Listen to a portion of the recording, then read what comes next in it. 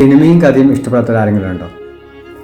കഥയ്ക്കല്ല കയ്യടി, അതിൽ അഭിനേതാക്കളെ നമ്മൾ കയ്യടി കൊടുക്കുക. അതുപോലെ തന്നെ നാടകം ഇഷ്ടപ്പെടാത്ത ആരുമുള്ള നാടകം എഴുതിയ കഥയ്ക്കല്ല, എഴുതിയ വ്യക്തിക്കല്ല, അതിൽ അഭിനയിച്ച നടന്മാർക്കും നടിമാർക്കും നമ്മൾ കയ്യടി കൊടുക്കുക അല്ലേ.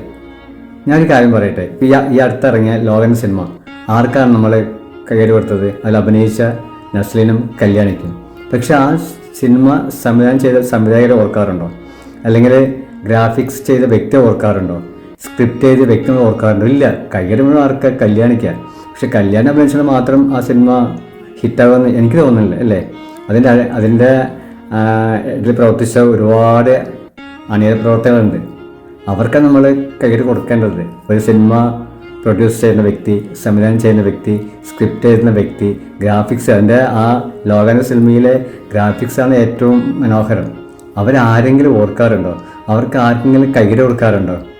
ഒരു കാര്യം പറയുന്നത്, ഇപ്പോൾ ഓടിക്കൊണ്ടിരിക്കുന്ന കാന്താര എന്ന സിനിമ, അതിൽ മുഴുവൻ ഗ്രാഫിക്സാണ് സൂപ്പർ, അഭിനയിക്കുന്നവർക്കും സൂപ്പറാണ്. പക്ഷേ ഗ്രാഫിക്സും അതേ സംവിധാനം ചെയ്ത വ്യക്തിയൊക്കെ നമ്മൾ മാനിക്കണം കേട്ടോ. പക്ഷേ ഈ കാലഘട്ടം ആരാണ് അഭിനയിക്കുന്നത് അവരുടെ കൂടെയാണ് എല്ലാവരും നിൽക്കല്ലേ. കാലം അഭിനേതാക്കൾക്കുള്ളതാണ് അല്ലേ. ഈ കാലം ആരാണ് അഭിനയിക്കുന്നത് അവരുടെ കൂടെയാണ് കേട്ടോ.